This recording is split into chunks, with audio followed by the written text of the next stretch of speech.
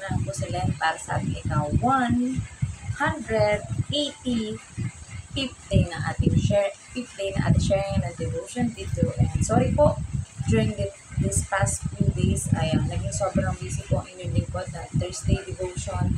Tapos nung Friday is sobrang late at night na po ako nakauwi dahil naiwan po ako ng bangka at sobrang traffic sa Manila and sa biyahe pabalik dito sa Bicol. And ayun, today na ito, I am thankful to God that nakapag-start na tayo ng ating discipleship training, discipleship and leadership training sa ating church dito sa Bumbong Methodist Mission. Ayan. And thank you sa mga participant na willing matuto para sa ikalalago ng kanilang relasyon at pananalig sa ating Panginoon. So ngayon, dadako po tayo sa pagbuli-buling muli ang salita ng Diyos, and huwag po natin kakalimutan ang unang higit pagpasalamat sa ating Panginoon sa buong araw na ating napagtagumpayan. So let us all pray. Amen namin Diyos na makapangyarihan sa tayo po kami Panginoon. Muli, nagpapasalamat, pinupuri at pinadakila ang inyong pangalan Panginoon. At sa ngayon, dadako na kami muli sa pag-aaral ng inyong mga salita Panginoon. Unang higit, salamat sa buhay, kalakasan ng Panginoon, Panginoon, sa mga pagsubok Panginoon na aming napagtatagumpayan Panginoon, sapagkat alam namin na lahat ng aming pagdadaanan Panginoon ay kayang-kaya dahil lagi namin kayong kasama Panginoon. And sa gagawin namin ito Panginoon, kayo po ang hindi po sa bawat puso ng sinuman Panginoon na makakapating at makakabasa ng mga devotion na ito Panginoon, nang sa gayon ay magkaroon ng pagbabago sa kanila Panginoon. Ngunit kayo po lalo higit Panginoon ang makapangyarihan sa lahat na makakapagpabago ng bawat isa Panginoon. Kami lamang po yung maging mouthpiece at instrumento niyo Panginoon, nang sa gayon ay maipahayag sa lahat ng tao kung ano ang mensahe na nais mong mapakinggan nila Panginoon. Salamat po sa pag-iingat sa aming mga pamilya Panginoon, sa kalusugan, sa mga pagkain namin sa araw-araw Panginoon. At salamat Panginoon sa lahat ng mga taong ginagamit niyo upang makapag-provide Panginoon ng pagkain at ng mga pagkakakitaan namin Panginoon sa tulong ninyo Panginoon. Alam namin Panginoon na kayo na ang bahalang magsukli sa mga mabubuting tao Panginoon, na ang hangad Panginoon ay makatulong sa amin at sa aming pamilya Panginoon. And Lord God, anumang sitwasyon Panginoon ay kakayanin namin sapagkat kayo ang Diyos na mabuti, kayo ang Diyos na mapagmahal, at kayo ang Diyos na nagbibigay sa amin ng lahat na aming pangangailangan sa bawat araw Panginoon. Kayo po ang mataas at mapapurihan sa aming pag-aaral at tamang buhay. Kaming nagpapasalamat sa inyong mutong na anak na si Jesus, kanyang libreng kaligtasan Panginoon ay pinagkaloob sa amin. Kaya kami Panginoon ay marapat lamang na ibalik ito sa pamamagitan ng pamamahayag sa aming kapwa Panginoon, nang sa gayon ay mailapit sila Panginoon at maligtas kagaya namin na tumanggap sa inyo bilang Diyos at tagapagligtas. Hindi, binabalik po at nagpapasalamat din po kami sa banal na Espiritu na siyang gumagabay at tumapat muli sa amin upang ang aming magawa ay ayon lamang sa inyong kalooban at hindi sa sarili namin kagustuhan Panginoon. Hindi, binabalik po namin lahat ng papuri at pasasalamat sa tanging pangalan nito na anak na si Jesus. Amen. So, narito po tayo sa Lucas 21:12. Sabi dito, ngunit bago mangyari ang lahat ng ito, kayo'y dadakpin at uusigin. Kayo'y lilitisin sa mga sinagoga at ipabibilanggo. At dahil sa pagsunod ninyo sa akin, isasakdal kayo sa harap ng hari at mga gobernador. Message: bago daw mangyari ang tunay na katapusan o katuparan ng mga sinabi ni Jesus, ay dadakpin o huhulihin ang mga alagad niya o sumusunod sa kay Jesus. Isasakdal daw ang mga ito sa mga hari at gobernador. Application: kahit mangyari man o magkatotoo ang mga pagpapahirap o panguusig sa mga sumusunod sa Diyos at kay Jesus, mananatili pa din tayong matatag sa ating pananampalataya. Dahil marami sa mga alagad ni Jesus na naisulat ang mga pinagdaanan nilang mga pagsubok. Gaya ni Pablo na kahit nasa kulungan ay masaya pa din hinarap ang mga parusa sapagkat alam niyang dahil doon ay mas makikilala niya ang Diyos. At mas mapalaganap ang gawain at ebanghelyo ng Diyos sa lahat ng tao o simbahan. Gaya sa nasusulat sa Filipos 3:10 at Colosas 1:24. Na kahit dumanas ang mga sinaunang mananampalataya ng mga pagpapahirap, parusa o pag-uusig ng mga relihiyoso o di sang-ayon sa paniniwalang pinapairal ng mga ito. Pero hindi pa rin sila napigilan at mas lalong dumami ang mga mananampalataya. So, tuloy pagbabasa ng salita ng Diyos. So, yun na nga, di ba? Alam natin na yung istorya ni Paul at ng mga alagad ng ating Panginoong Yesus, di ba? Dahil nakita nila kung ano yung mga ginawa ng ating Panginoong Yesus at sila ang nakapagpatunay sa mga tao kung gaano kabuti, kamapagmahal, kamaawain, at mapagtanggap ang ating Panginoong Yesus sa kahit sino na nagdanais na magkaroon ng intimate relationship sa Kanya at talagang mas mapalalim yung kanilang faith or pananampalataya, di ba? Na si Paul, di ba? Kung iisipin, sasabihin ng iba na, nakulong na nga siya, pero bakit ganun pa rin yung eagerness niya para mas marami ang makakilala or tumanggap sa ating Panginoong Yesus bilang Diyos at tagapagligtas. Yun ay dahil mismo naranasan ni Paul sa kanyang sarili yung mercy, grace, at pagtanggap sa Kanya ng ating Panginoong Diyos, di ba? Nasa kabila ng Kanyang pagiging tagapag-usig, di ba? Bago yung nangyayari kay Paul na yun, ay siya muna ang unang nang-usig or nagpaparusa sa mga nababalitaan niya na sumusunod at sumasampalataya sa ating Panginoong Diyos. Pero syempre, may ginawang paraan ng ating Diyos para sa gayon si Paul ay maging mananampalataya din at isang epektibong alagad ng ating Panginoong Yesus, di ba? Na hindi man siya kasama dun sa original na 12 alagad or 12 apostles, pero si Paul ay maraming nasulat ng mga libro sa Bible na kung saan ay sila din ng mga early churches or mga sinaunang churches ay sila ang nagmisyon, sila ang nag-ebanghelyo at ipinangalat sa iba't ibang mga bansa at mga lugar ang ebanghelyo nang sa gayon ay mas marami ang kumilala at tumanggap sa ating Panginoong Yesus bilang Diyos at tagapagligtas. At sa kahit negatibong nangyari sa kanya na siya ay nakulong dahil ang alam niyang ginagawa naman niya ay para sa gawain ng Panginoon, siya ay masaya pa rin dahil kahit nasa bilangguan siya ay mas nakaka-concentrate siya at nakakagawa siya ng mga sulat na maaaring mailathala at atin nang nababasa o napapakinggan sa panahon ngayon sa pamamagitan ng Bible, diba? So, sa pamamagitan, sabi nga, ang Diyos ang kayang makapagpa-transform sa atin. Kung si Paul, na isang persecutor at isang maituturing na pinalaki at pinasa ng mga pariseyo or mga relihiyoso, ngunit nakita niya ang tunay na masarap na buhay, tunay na mapagpalayang buhay, tunay na buhay na puno ng buhay na walang hanggan ng kaligtasan sa pamamagitan ng ating Panginoong Yesus. Kaya hanggang sa kanyang kamatayan ay pinanindigan niya at talagang inilaban niya yung tungkol sa faith niya kay God at sa pagnanais niya na mas marami ang maabot, mabahaginan na mabuting balita ng Panginoon at magbagong buhay.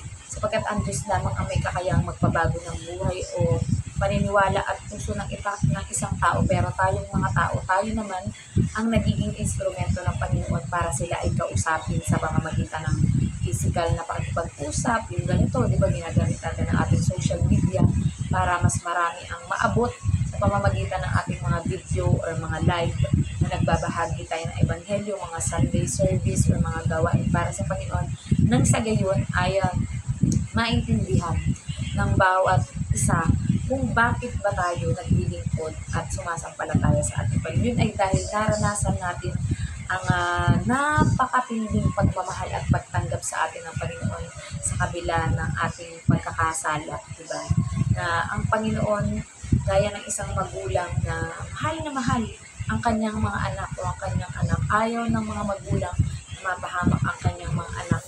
At kahit, minsan sa katigasan ng ulo, sa pagsuway, o sa pagsunod sa sariling kagustuhan, ay napapahamak. Ngunit, darating pa rin sa episode ng buhay niya na talagang siya ay kusang lalapit, kusang hihingi sa Panginoon ng karunungan, nang sa gayon ay at katapangan upang maipahayag din ito sa kanyang mga kakilala na ayaw niya na mapunta sa maling landas, sa maling kaparaanan, maling pag-uugali, maling pananampalataya, di ba? Kundi tanging isalig lamang ang kanilang pananampalataya sa ating Panginoong Diyos, sa ating Panginoong Yesus at sa banal na Espiritu. Nang sa gayon, ang ating buhay ay maging masagana, di ba? Sabi nga sa Jeremiah 29:11, one of our favorite verse, na alam ng Panginoon kung ano ang mga plano niya para sa atin. Plano na tayo ay mapabuti, di ba? at tayo ay maging masagana sa lahat ng bagay, di ba? Kahit ang kayamanan ay maaari nating makamit ang pagpapalalim ng ating pananampalataya sa ating Panginoon sa pamamagitan ng mga magtuturo sa atin o ating pag-aaral para mas matuto o mag-deeper ang ating wisdom or knowledge about God, about sa mga apostles, about sa mga taong nasulat sa Biblia, ay ipagkakaloob sa atin ng Panginoon once we ask into prayer, and talagang we are eager na we want to learn more, to know more about God, and ipagkakaloob yan sa atin ng ating Panginoon, diba? And ayun, always find a quiet place o yung lugar na kung saan ay makakapag-iig o makakapag-usap kayo ng ating Panginoon ng masinsinan at mauunawaan mo talaga yung mensahe na nais ipabatid ng Diyos para sa bawat isa sa atin, diba? So, kahit magdanas man tayo ng mga bagay na yan, we know that sa kagaya sa aking Thursday devotion nung Webes ay, for me to live is Christ and to die is gain, diba? Kahit naman na maranasan natin dito sa mundo, alam natin na ang ginagawa natin ay para sa ating Panginoon Yesus at sa kanyang kapurihan at sa ating Diyos Ama.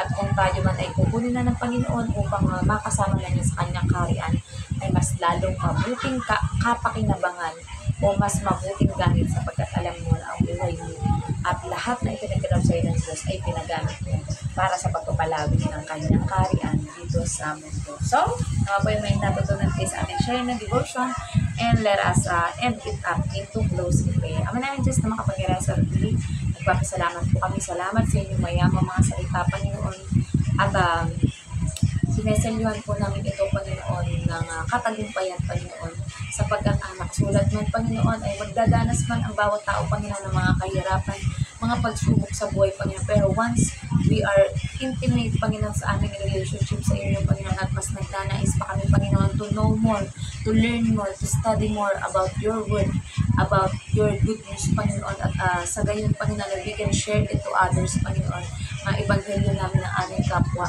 para sa gayon ay mapalapit sila sa inyo, Panginoon. At kayo po, Panginoon, dinadalangin namin, Panginoon, anumang mga problema pinansyal ng bawat isa, Panginoon, ito man ay mga utang, ito man ay sa trabaho o negosyo, Panginoon, we pray, Lord God, that you will provide for everything that we plan or we wanted to achieve in our life, Panginoon. Gayun pa, Panginoon, ang nais makapagpagawa ng mga bahay, Panginoon, o mga bahay simbahan, ospital, paaralan, Panginoon, para sa kapurihan o pagpapalawag na inyong kaharian dito sa mundo, Panginoon. Alam namin, Panginoon, ay pagkakaloob mo ang mga sasakyang pang mga dagat, panghimpapawid o panglupa, Panginoon, na gagamitin o mabibili o mapupunta ng bawat isa, Panginoon, upang mapuntahan hanggang sa remote area, Panginoon, at maabot ang bawat isa, Panginoon, upang sumampalataya at manalig sa inyo, Panginoon. Alam namin, Panginoon, na puno ng inyong pagpapatnubay, Panginoon, and it will prosper, it will happen, it shall be, and it will be, Panginoon, sa bawat isa sa amin na nananalig sa inyo, Panginoon.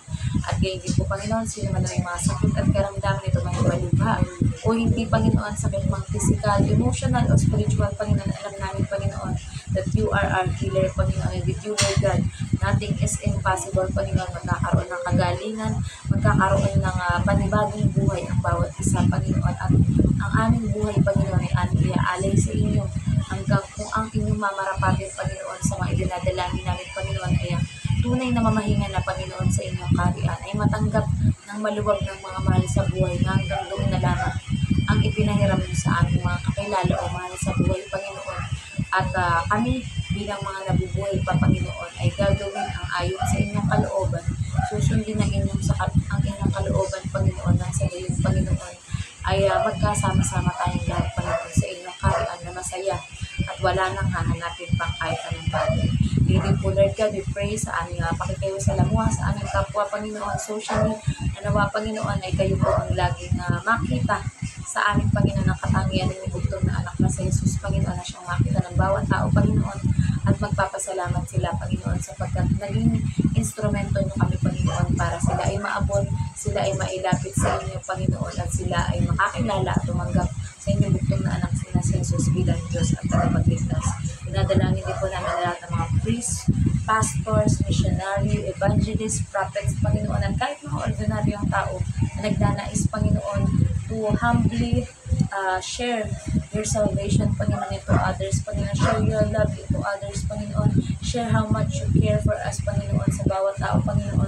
At sila ay magpapasalamat, Panginoon, lalo higit sa inyo, sapagkat salamat dahil may ginamit kayo ng mga tao na kagaya ng bawat isa, Panginoon, na naghahanap, Panginoon, na mapuntahan hanggang sa pinakamalayo, pinakadibdib na lugar, Panginoon, na kung saan ay may tao at kahit sa buwan, Panginoon, sa ibang planeta, Panginoon, na may makikita o makikilalang tao, Panginoon, na ipapadala niyo ang bawat isa nang sa gayon sila din ay maabot na inyong mabuting balita, Panginoon. With you, Lord God, we can do all things through you who strengthen us, Lord God. At muli, Panginoon, ano pa man ang mga secret prayer and desires ng bawat isa, Panginoon, mga lugar na pupuntahan, Panginoon, mga gagawin, mga bagay, mga sasabihin, Panginoon, ay alam namin, Panginoon, na kayo na ang magbibigay sa bawat isa sa amin upang maharap ang aming kapwa, Panginoon, natin, lalong higit na nangangailangan ng mga yun, Panginoon. Muli, Panginoon, kayo po ang mataas at mapapurihan sa aming mga buhay, Panginoon, at anuman pong nakalimutan namin ipanalangin, Panginoon, ay kayo na po ang siyang magdadagdag at mag-intercede